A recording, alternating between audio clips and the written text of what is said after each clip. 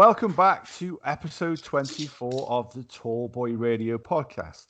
This week we have a guest on and we're going to be talking about something that we all like talking about, which is booze. So David from Double Trouble Gin is going to be joining us this week. Hello, David. Hello. Cool. So obviously we've got the gang together as well tonight. So Andy and Gaz are both with us. Funny when we do an episode about alcohol that these two guys are both available in it, eh?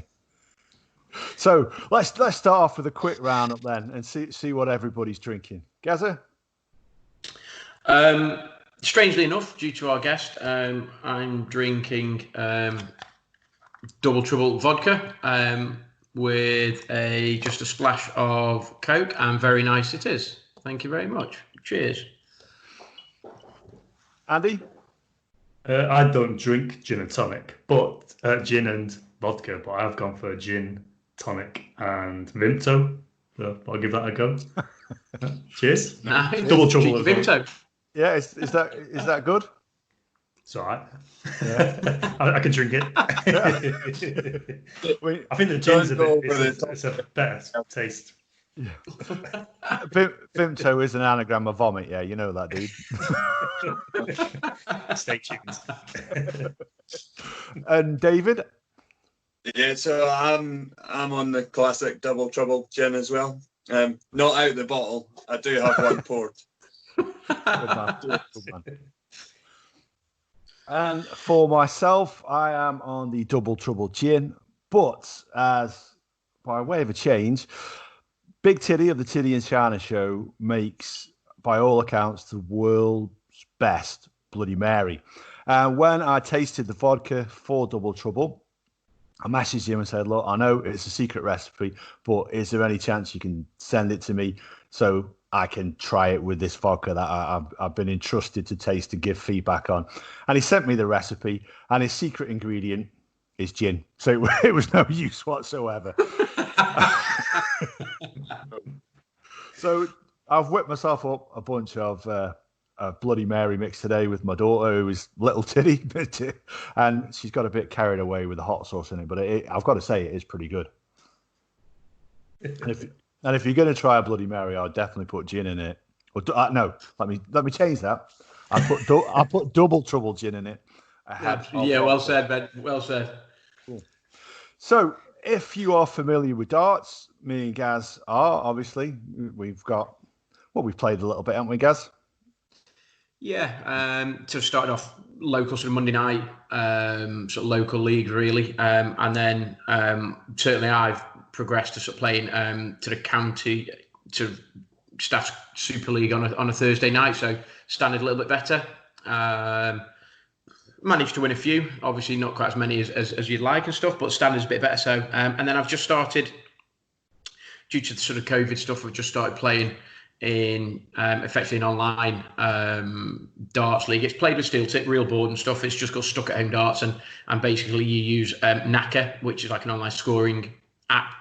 And I'm in Division 1 at the moment, and I've just had a game tonight and got my ass kicked by a sort of Staff's county player. So I got beat. I think it was 8-2.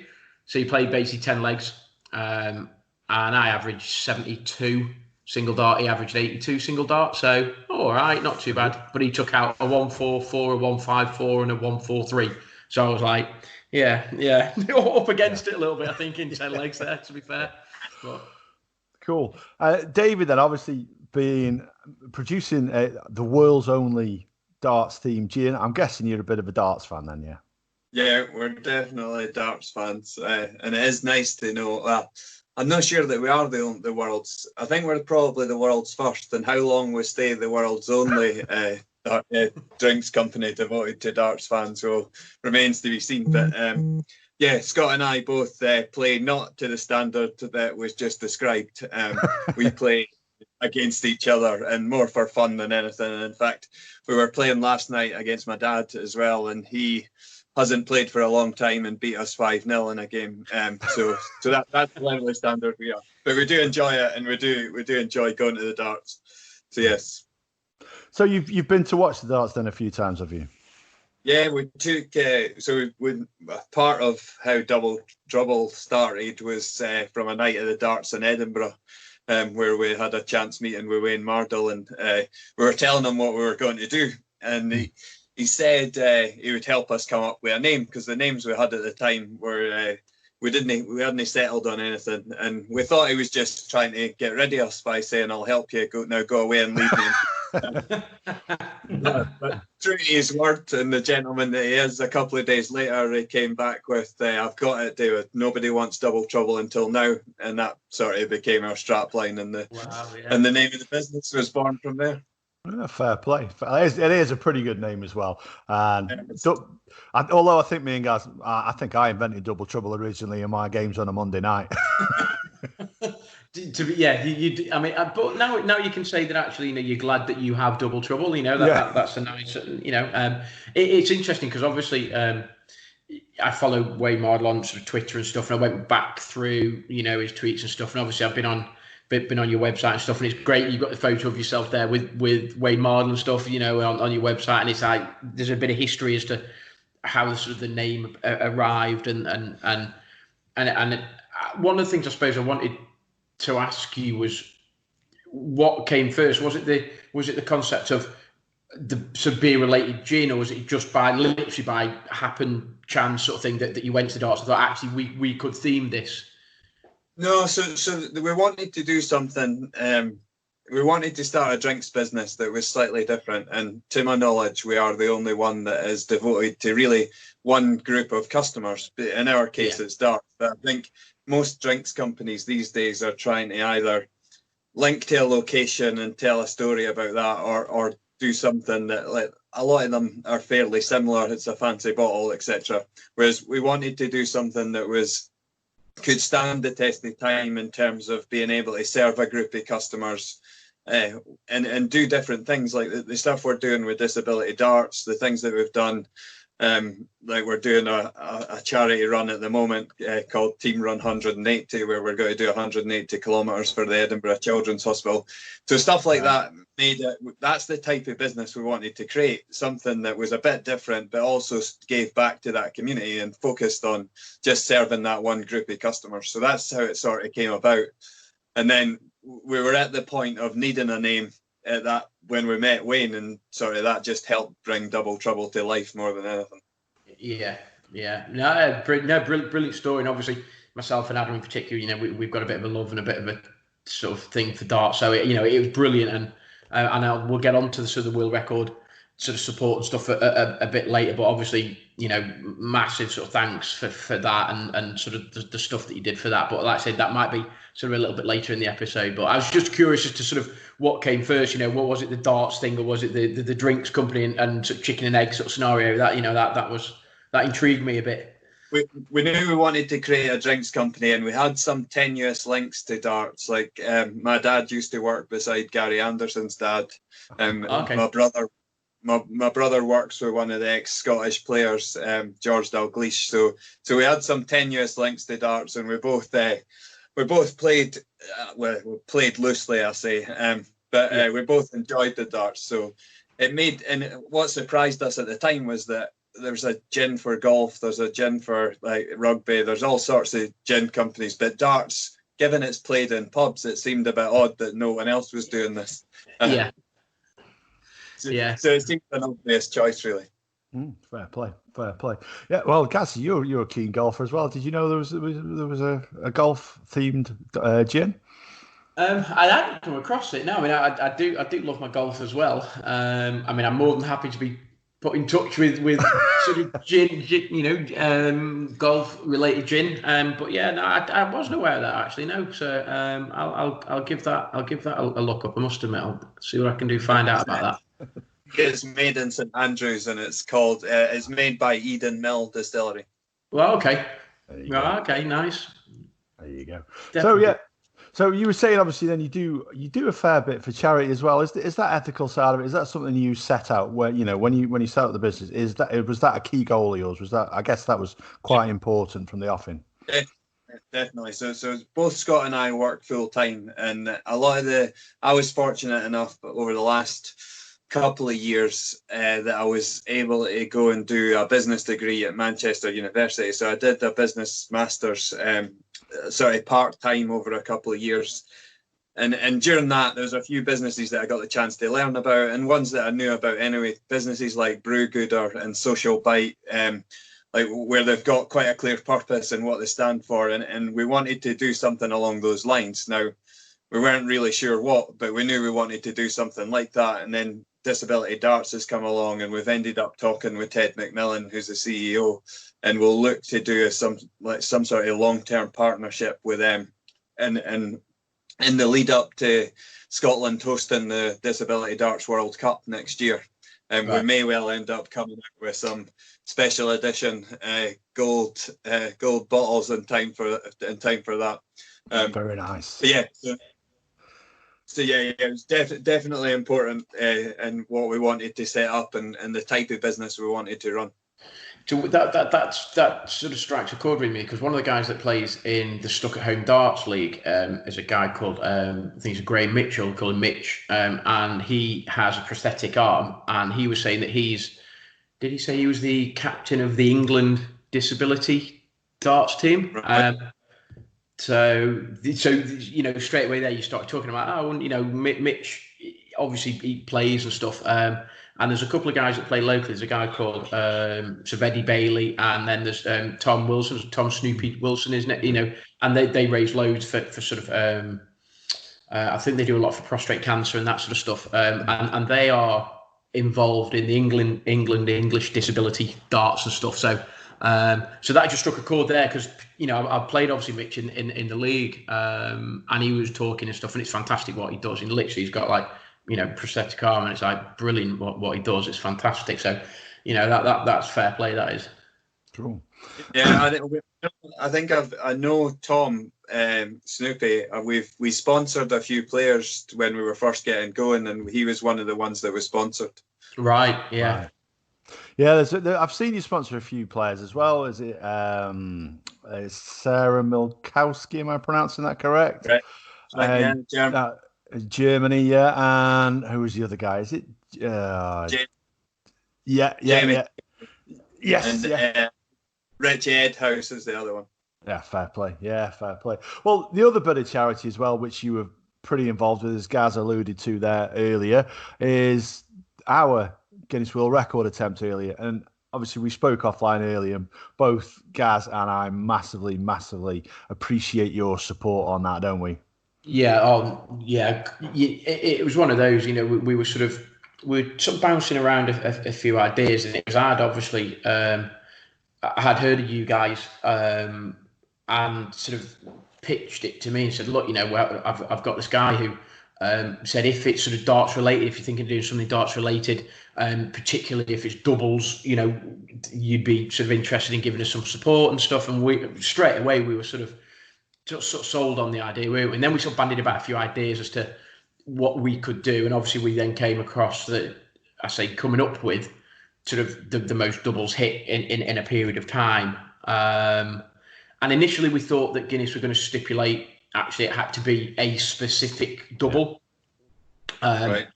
And actually when the literature came back from them, they said actually no, any double will count, and it was like, oh, that's great, because if you're switching from one, you've got double trouble. You can switch to another one, and there's all these play on words and stuff that you could use, and obviously the flights and the badges, the iron-on badges and stuff. There we go. The bit of the merch, get that on. And so and just the sort of tagging in the social media and all of that sort of stuff just helped to generate a bit of interest, and obviously. What then transpired, and obviously it's in a previous podcast, but what then transpired was wildly beyond any expectation that me and Ad had in particular. And I suppose in a way it's down to you really, because sort of the idea and the concept of that world record really was down to you sort of saying, well, we'll get involved if we can have, if it's sort of double related and dart related, then we'll be happy to get involved. So yeah, massively sort of appreciative. And obviously the kids from from Great Ormond Street, they would be massively appreciative as well. You know, that the amount of money that we raised was incredible, really. So certainly way beyond the target that we set out. Like I said, the discount code you got for people who were kind enough to donate, the bottle giveaway as well for people who donated. Yeah. It gave us an air of professionalism that Gaz and I were unable to project ourselves. But it also gave us in a way, it sort of gave us a platform that we could sort of perhaps launch and at least try to get other people aware and involved, and obviously then the Dart Wolf come on board and the Darts Planet guys and all of that sort of thing, and I think it allowed us to, I say the sky's the limit, and we never expected to raise the amount of money that we did anywhere near it, really, and obviously a lot of that was down to sort of Dart Wolf, but the initial concept of that world record was down to you. It was your input. It was your, actually, if you thought about this, we'll be happy to get involved. So, hats off, fair play. Loved it. Loved being part of it. Just while we're on that, I spoke to Big Ray, who is my old man, affectionately known as Big Ray. He, on the update, obviously due to COVID, there's been a delay in getting stuff sent off and stuff. So where we're up to now, all the literature is compiled. We're just waiting for witness signatures to come back. Now, obviously, we're starting to be able to sort of go meet people and work outside our social bubbles and stuff. All of the electronic information is there, so the information from the cameras and all of that. So the timesheets are all done. And I spoke to him today, and he said literally he's waiting on a couple of witness statements to come back. He said he would change them today, and he hasn't got back to me before this. So, and he said once those come in, effectively we send it all off, and then we wait for Guinness to ratify it. And there's no reason to suspect they won't. We've followed exactly the same procedures that we've done previously and set in previous world records. So, there's no reason to think that won't be the case. And the paperwork that we submitted last time was deemed to be completely satisfactory and stuff. So fingers crossed, those couple of witness statements come back and away we go. So we can hopefully then say we're genuine Guinness World Record holders again, which will be nice. As an aside, actually, if as part of your charitable causes that you do, obviously myself and Gaz would love to be involved in anything going forward in the future. But not only that, Gaz's dad is the Big Grey, affectionately known as Big Grey, the absolute spitting image of Jim Bowen. So if you need a Jim Bowen lookalike, and he's chairman of the local. So it's now Osage Social Club, but it's where we held the world record. So he's chairman there. So he has quite a lot of say in what. Oh, he's frozen. He's I think he's chairman of the local darts league as well. He loves his darts. He loves his booze. There's two things that he absolutely loves. So yeah, if there's anything moving forward or anything like that, then give us a shout and we'd love to get. And to be fair, I am trying to push him towards getting Double Trouble into Radway, just because I think they have sort of 3 or 4 darts teams across, certainly a couple on a Monday night. Certainly last season we had 2 Super League teams, so one will play home, one will play away and stuff. So I do keep sort of trying to push it in that direction. And once that we can do, then let me know. I will, and yeah, absolutely. And what I might do on the back of this is obviously I'll chat to Adam and stuff, and I might get sort of my old man to get in touch. But what would be great is if they can get it down there. Obviously, I read on your website, you're more than happy to sort of come down and support events and stuff. So if there is something that we put on, then obviously we can sort of try to build on this and keep in touch. And hey, you never know what's going on in the future, do you? Perfect. That sounds good to me. Cool. Yeah, that's perfect. So, like we said, we talked about the gin a little bit as well earlier on, and I've had a few bottles of that off you. It is a fantastic gin. It's one of my favourites. But also, you launched another product earlier this year, and I'm guessing the large bottles will be due soon. That's the Double Trouble vodka. Correct. So we've just been waiting. Partly, as a result of COVID, supplier delays on the big bottles being sprayed. So we will have them by the end of July, and they'll be available on the website. So not long to wait. Apologies if anyone has been waiting a while, because it has taken longer than I'd hoped. And in the meantime, though, we haven't been wasting time, and we've actually got a rum that's not far away from being ready to send out and start recruiting a tasting team anyway. So yeah, hopefully by Christmas we'll have 4 products. That'd be fantastic. Brilliant. Well, I think I know of a podcast that'd be interested in trialing a rum if needs be. Yeah, we'll definitely send you some. Awesome. Well, yeah, so the vodka's a little bit stronger, isn't it? It's 44%, which obviously. So, and Gaz is drinking that one, aren't you? How are you finding that? Really tasty, really nice. Very, very smooth. Some vodkas you taste it and there's a little bit of an after sort of none of that at all. It's lovely. It's smooth. It's nice and crisp. I'm not a huge short sort of mixer drinker. So I will pick and choose. But no, I'm thoroughly enjoying this one. Very, very, very tasty. If you've got any more of the big bottles, then just send them my way. It's great. Love it. Couldn't endorse it highly enough. Very, very tasty. Cool. But more importantly, Matt, I know we're talking about the vodka here, but Andy, how are you going on with your gin and Vimto? It's nearly gone. Yeah. Well, that's always a good sign. I'm trying to make it last, and it's like, no, sorry, I'm just drinking it. Cool, man. We did have someone tweet us the other day. I think it was Roger Osborne saying that he was drinking his with some Lucozade, some form of Lucozade, which I hadn't heard of. But he did say it was very nice with Lucozade. Okay, I'll take that on advisement then, maybe. You must have been north of the border then, gin and iron brew, because that stuff's pretty popular. I know actually I've had whiskey and iron brew, and that goes together surprisingly well. Yeah, a few people like gin and iron brew. There's quite a big gin and lemonade following, I've noticed, in Scotland. A lot of people like it with lemonade. I'm more a tonic fan, to be honest. Just in terms of the gin, just while we get it, I mean, I know obviously, some people say that market is particularly sort of saturated. There's lots of sort of flavors and I mean, have you guys got any plans to sort of diversify into different flavored double trouble, or is it a case of just actually sticking to that product and we're just going to go with that? No. So by Christmas we'll have 4 products, right? So we'll have the berry flavored double trouble gin, which was the original product. We'll have the vodka. We'll have a spiced rum very soon, hopefully in August, and then we'll also have another flavored gin that we're just experimenting with flavors at the moment. It's a tough life I've got to taste. I was going to say that's fun, isn't it? I'll just try this again.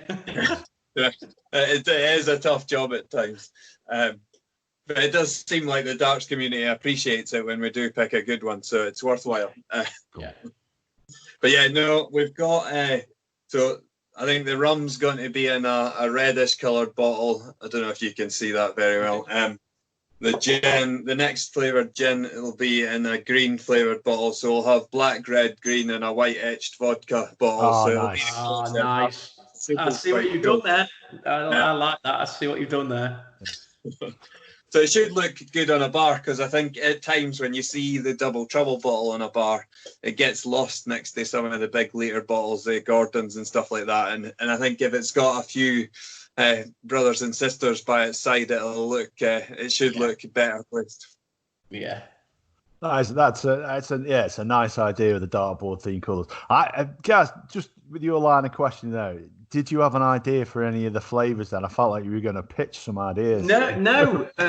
It's funny because, as I say, my wife drinks some gins and my mother-in-law drinks some gins and stuff, and sort of every year the local cricket club have a sort of beer and gin festival, and me and Adam have been to the last 2-3 years or whatever it is. We've sort of met up and we will certainly Adam and Kim and Jenny tried the gins and stuff, and there was not a flavour in particular, but obviously there's rhubarb type stuff, and then you've got all your berry, obviously different berry gins. And it was not something that I was thinking, oh, I've got this idea. It was more actually what were your ideas for sort of moving forward, and are you quite happy with it, with sort of the original, or were you looking to sort of diversify? And obviously you are, which is great. I think the burning question I have is, and I think I know the answer is, did you quite expect to go from where you started to where you are now so quickly? No, you see, I knew you were going to say that, because it seems as though you've gone like stratospheric. Yeah, there's so many strange and like surprising things that have happened to us, like that wasn't planned. So we had a plan, we knew what we wanted to do, and we knew how we were going to go about it. But things like the Wayne Mardle thing, that was completely unplanned. The Phil Taylor photograph with him holding the bottle, that was unplanned. Right. Some of the things that have happened, like we've had, I know people have had bottles signed by Snakebite. I know Gary Anderson signed 6 bottles that have been used to raise money for charity. So things like that are just bizarre. There's a few other things that have happened that we'll be able to talk about in probably a couple of months' time. I can't really talk about them just now, but they just are totally unexpected. And Scott and I, this is our first business venture. Like, both of us have worked for the same businesses for 20 years. Yeah. So we're making it up as we go along. And so far, so good. You're making it up pretty well at the moment. Yeah, so seems to be working. Yeah, carry on making it up. To be fair, it was just curious, because everybody has these sort of ideas as we're in our own business, and then right, you do your projections, and in year 3 we might just break even, and then by year 5 we might be making a little bit, but it seems to me as though Double Trouble effectively has just sort of exploded on the scene and has gone from being, not really being around. Well, what was it? Was it 2000? Was it 2000? Was it last year? Yeah, 2019. 2019, yeah. Went on sale. So yeah. So I think we've done quite well on social media, and we've become known via social media quite quickly. I think we still have that similar point that you made around maybe by year 3 we'll be making some money. But it's really, at the minute, it's a hobby that Scott and I enjoy doing, and it gets us the chance. We play darts, we then get to come up with stuff to do with darts, and it's just good fun, to be honest. Yeah. And at the same time, hopefully the business does some good with the likes of stuff we're doing with the disability darts and other things, and supporting like what the massive achievements you've made. There aren't many people in the world that I know that have cracked 2 world records. The whip here and there. Yeah. It is weird though, because you say you will. When we did the first one, it is weird because you do sort of think, actually, there's nobody on the planet that officially has actually done what we did. Now there might be some guys that say, "Oh well, I played darts a week on non-stop," but not officially. Nobody officially did what we did, and obviously this one, nobody has officially done what we've done, and it is weird, and it's brilliant, and you certainly actually, you've got your little sort of certificate stuff as you are officially, you're amazing and stuff, and it's just like, wow, yeah, okay, fair enough. But it's great that as a smaller company, that's something that you hold quite close and quite dear to you, is that the giving back and the supporting the charity and your local communities and stuff. Because sometimes I think you can get a bit lost in the business, and actually sometimes you might move away from what's real and what's true to you. So it's great, you're keeping it real as such, and you're keeping it close with your community and stuff. And so so fair play to you. Yeah, hats off to you. Absolutely. Just going back though, I did have some pitch ideas actually for flavours. Oh, here we go. Yeah. I knew there was an ulterior motive. Here we go. I thought I'd tee you up and then just sneak in with a few myself. So I thought, Well, let me just get my pen and paper. A pencil. You can rub them out after that one. So my first one, obviously, it was players themed ideas. So I was thinking, given that Wayne Mardle was so close to the initial idea and giving the idea, that perhaps like Hawaiian punch flavored gin or a vodka or something like that, because obviously it was Hawaii 501. And then I did jot down a few other players as well. So you got Paul Lim, who's the Singapore slinger. You know, you've got Singapore Sling. That's a gin-based cocktail. Am I right in saying? Yeah. Yeah. No Vimto in it that I know of. Andy will pull us up on that. Not interested. But just knowing that you've got like the rum on the table. The other one I had was Darth Maple, John Part, and maple syrup rum. I actually think that sounds pretty good. Maple syrup rum. Yeah, do you not think a nice sweet one? No? Yeah. Say that again, Adam. I lost you. It froze for a second. Oh, so yeah, John Part, which is obviously better known as Darth Maple, and maple syrup flavored rum. I think that's got, if it was a rum liqueur as well to give it that thicker body, maybe. Yeah. Okay. Well, I'm writing these down, Adam. How much do you charge for this consultancy? These are free. If you're daft enough to look, right. And then these are free. No, I like these. Any others? Well, yeah, the other ones actually were really bad. You obviously got Cool Hand Luke Humphreys, an egg flavored. Cool Hand Luke, obviously eating the egg. Then the only other one was Dennis the Heat Ovens. I thought a nice chili and cinnamon vodka. You see chili vodka. Obviously, yeah. The hot chili vodka would work. I'm just trying to think now quickly off the top of my head. The only one I can't think of one really, but obviously snake bite. But you've already got to drink snake bite, so I was like, you can't have that. I was like, it's a pity because your dad would love that one. yeah. But no, like that, yeah. Okay, so they might have legs. Some of them, you never know. I do like the Hawaii 501 idea though, because obviously that ties in very closely with Wayne Mardle, doesn't it? So that's brilliant. So I do quite like that. Adam, what were you thinking for the Hawaii 501 flavour? Well, something tropical, pineapple, mango. I was thinking Hawaiian punch flavors. Yeah, I was looking at different fruits which were indigenous to Hawaii. I think papaya was one that as I looked at, and then as well with it being Hawaii 501, if that was a 50.1 percentage one. Yeah. I like what you're doing there. The Navy strength. We did think about that. We did put that to the vote for the vodka, whether people wanted it to be 50%, and surprisingly, it was no. More people voted to keep it the same. Okay. Yeah, I think, I like the idea of the 501, but that is a really good vodka, and actually, I've pretty much finished my Bloody Mary, so I do have a vodka, and I like a vodka. The vodka's very good. Yeah, excellent. So, just out of interest, then, have you got any plans to take this into bricks and mortar retail? So no, at the moment.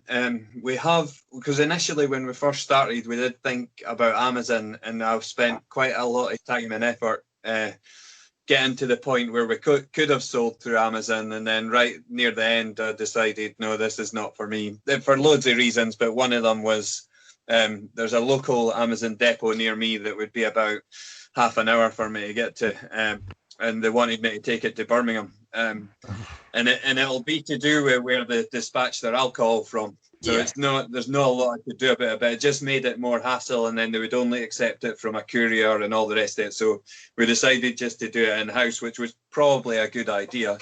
I think the one of the other surprising things, or maybe not surprising, given the darts community, is we've been asked from every country you can think of, people saying, when is it going to be available in Australia? When's it going to be available in America? And actually, I did episode 24 yesterday afternoon, which is odd because this is episode 24 as well, with Atomic Darts in America. And since then, I've been contacted by people in America asking, can I stock it in my pub and things like that. So I really need to work out how we export and how we try and reach these countries, which is not that easy. And I've had some advice that says, no, don't do that, just concentrate on the UK. But then it feels like, well, if people are asking for it, you want to try and get it across there. So we have no plans to get any supermarkets or anything like that. because it would change your whole operating model. Like the gin's made in batches of 100 bottles, and supermarkets would be wanting 10,000 bottles, and it would just change the whole way we work. So yeah, no plans to go into bricks and mortar at the moment. No, cool. In terms of just getting into sort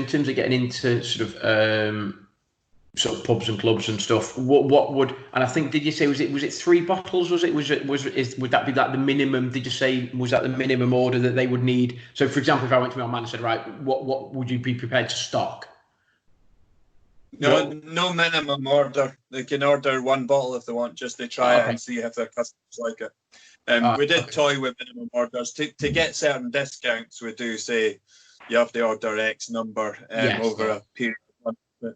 But yeah, no minimum order. If anybody wants to try it, then they can order 1 bottle. Fine. I'm definitely going to push Big Ray to get it in Radar 100%. So yeah, I'll definitely be in touch, and if I'm not, then my own man will 100%. I'm going to get him to get that in there, because I say it's a big darts.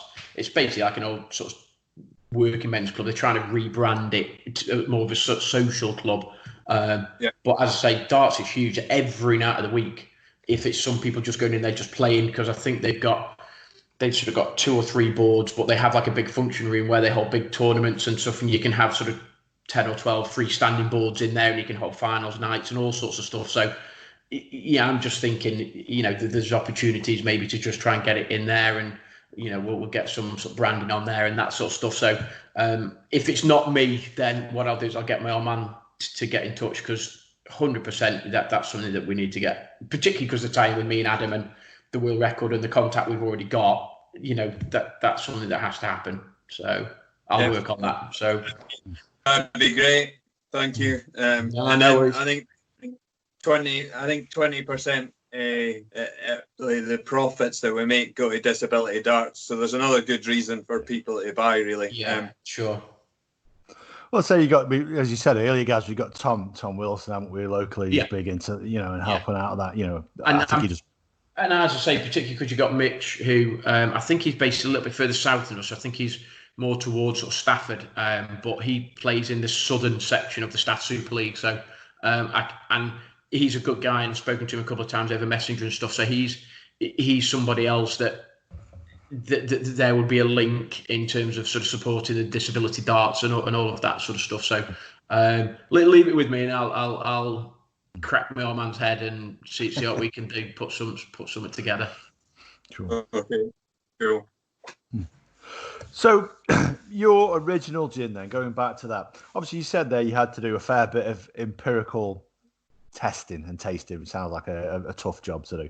So how much playing around did you do then? How far is it from your original idea? So I tasted, I think, before we put this one out to the tasting team, and the way we did it all. So we did a vote originally that said, what spirit would you like us to make first, vodka, gin or rum? And it was pretty close between gin and vodka, but gin pipped it. Then we asked, what flavour do you want? Citrus, juniper, lead, like a more traditional gin, if you like, and berry flavour, and berry flavour came out on top. And that sort of led us to, right, okay, I worked with our distiller to say, right, we do 3 or 4 different versions. I think he ended up doing 5 in the end up of different berry profiles of the gin. I then had the hard, onerous task of tasting them all and deciding which one was good enough to go out. And it was pretty quick where I went, and I tasted them all, and I was it wasn't like there was any delay. It was sort of, I knew it was that one. Yeah. And then I think we sent around 50 samples out at the time to various different people from the darts community, and just asked them 4 or 5 questions to say, what's the sweetness like? Does it need more juniper flavour? Blah, blah, blah. And then we collated that feedback, and we made a few small tweaks, and that was it from there, really. Oh, fair play. Then the feedback was pretty positive. We didn't change the flavour profile a huge amount from what there was originally. Okay. Well, Scotland's quite, as well as being famous for whiskey, is quite famous for its gins as well.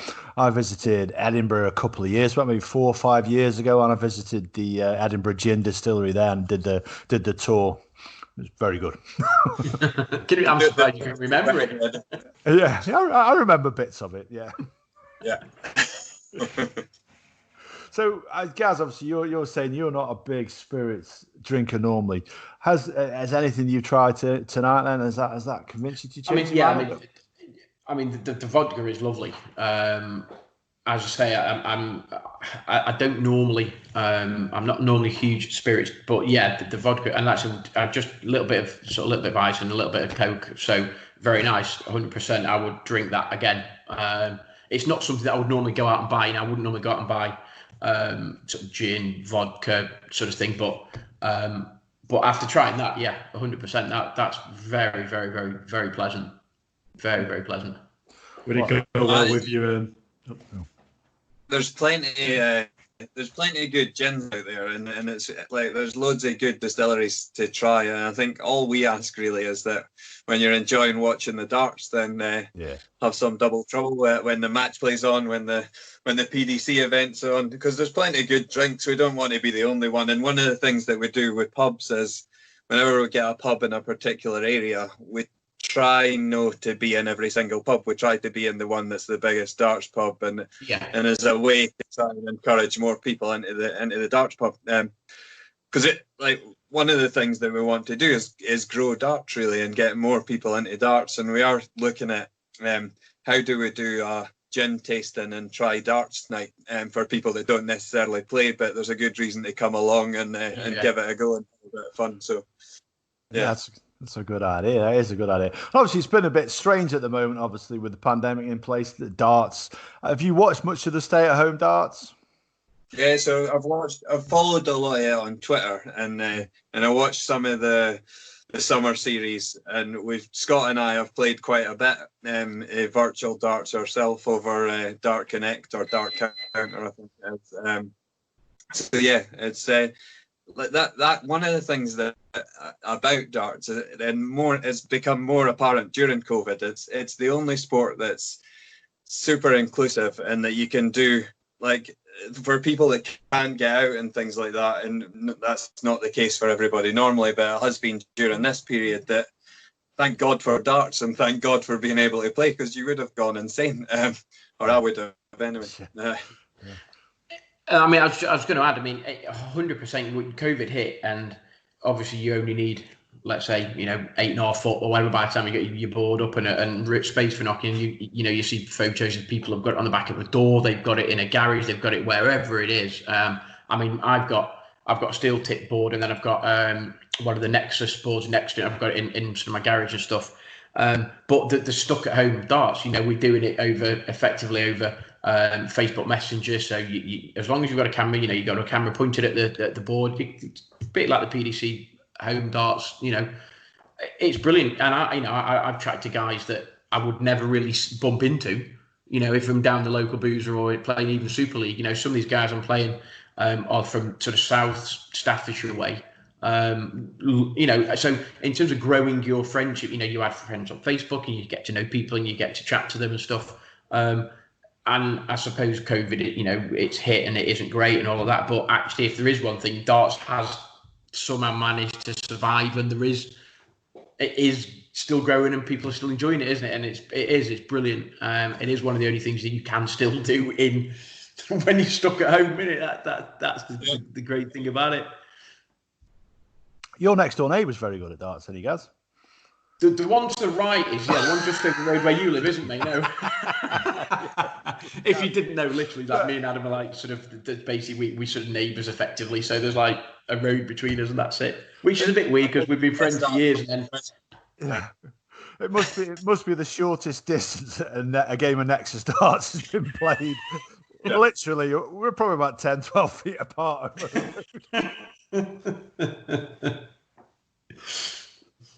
Cool.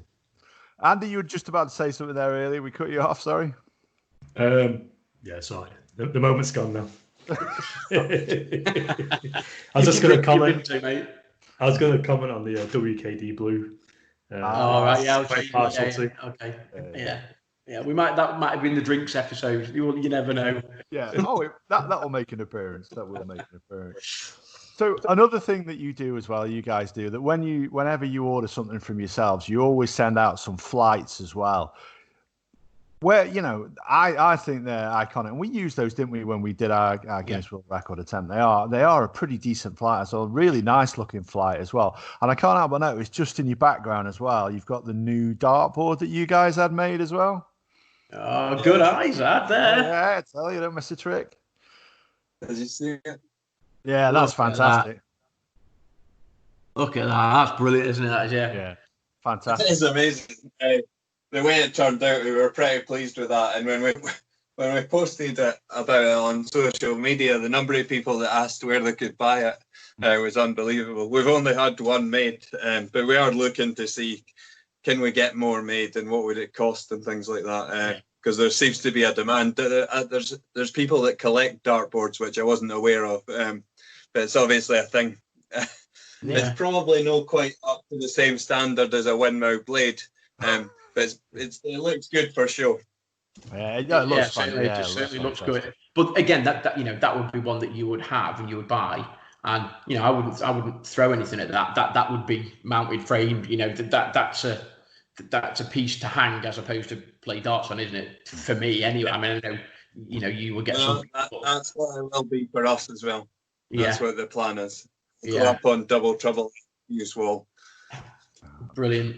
It's one of the things I've seen actually since being a member of a few of the Facebook groups as well for the darts, which seem to be springing up everywhere now, that there really are a lot of people who collect darts and darts memorabilia.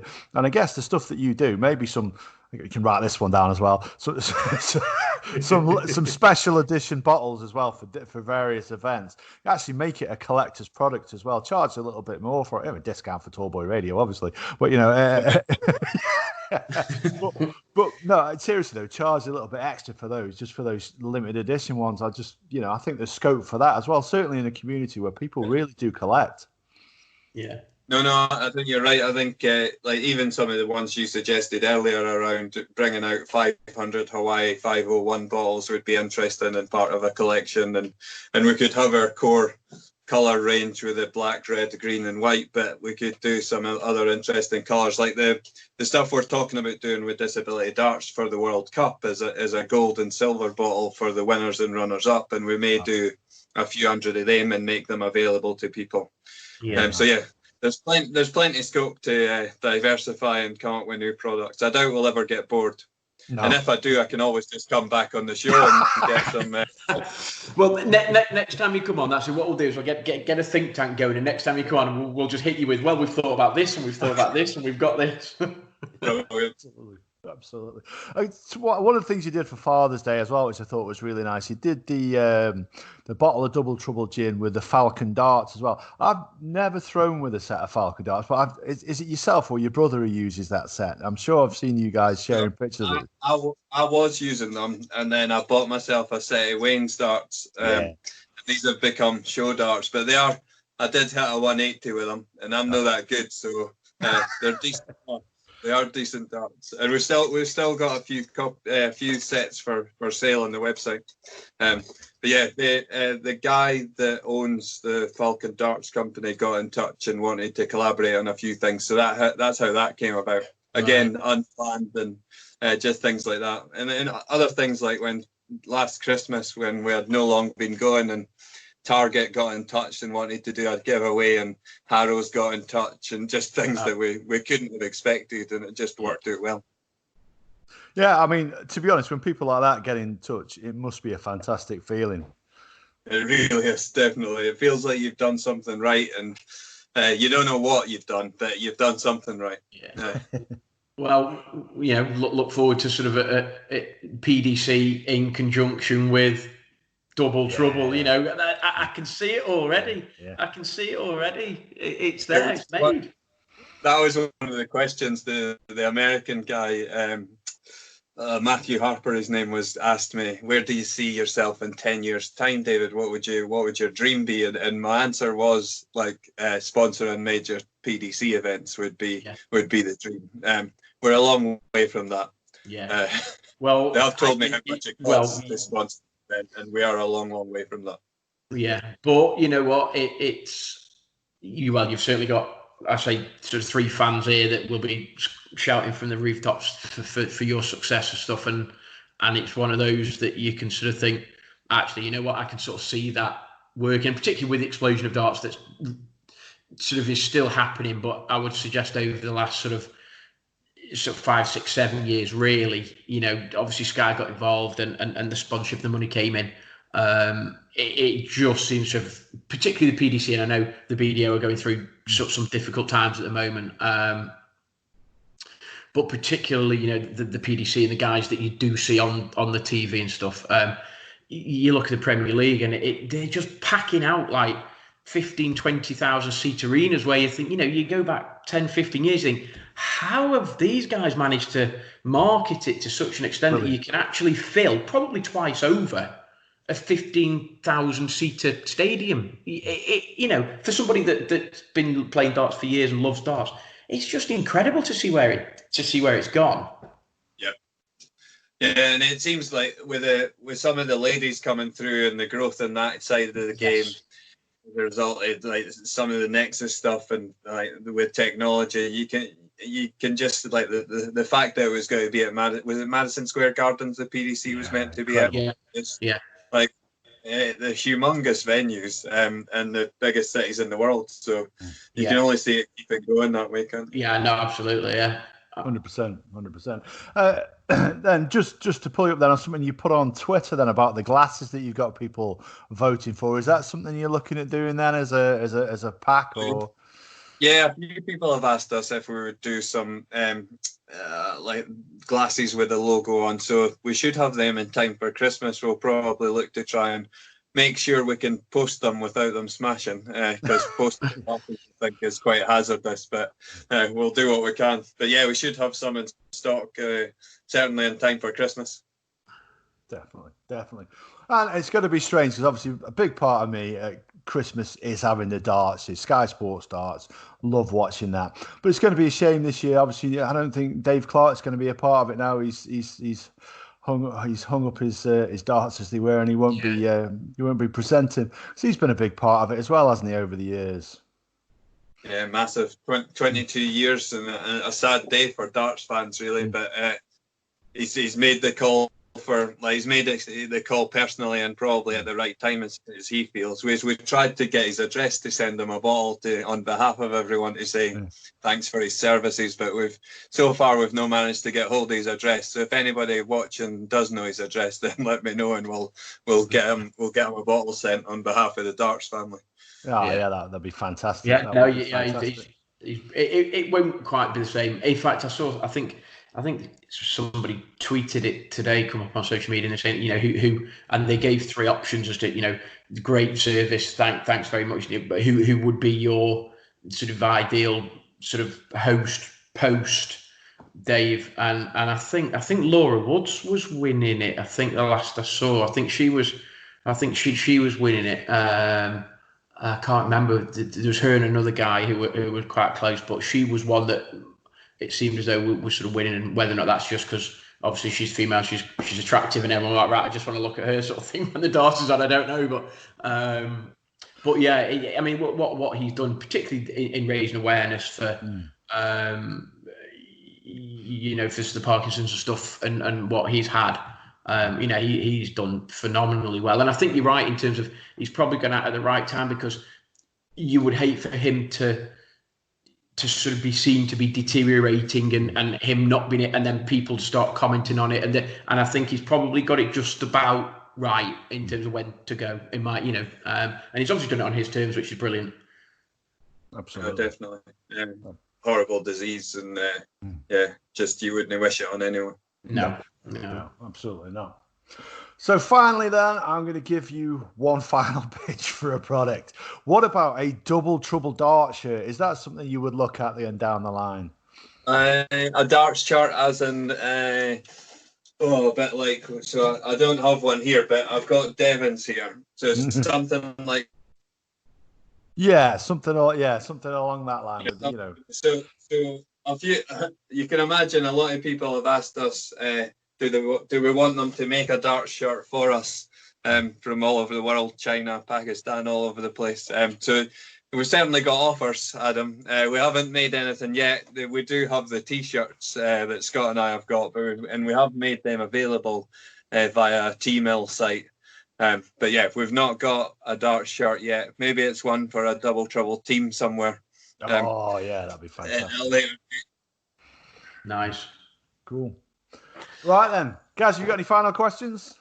Not questions, but just reiterate and to go over what I said really towards the start, which was personally, thank you very much for everything that you did in terms of supporting the sort of record attempt and everything that you've done in terms of the samples that you've sent and merch that you've sent out to us and stuff. So yeah, very much appreciative. Look forward to seeing where the journey is going to take you in the next sort of coming months and years. And I'll certainly be paying attention closely to sort of what goes on, and I wish you every success. So thanks very much, and yeah, good luck in the future.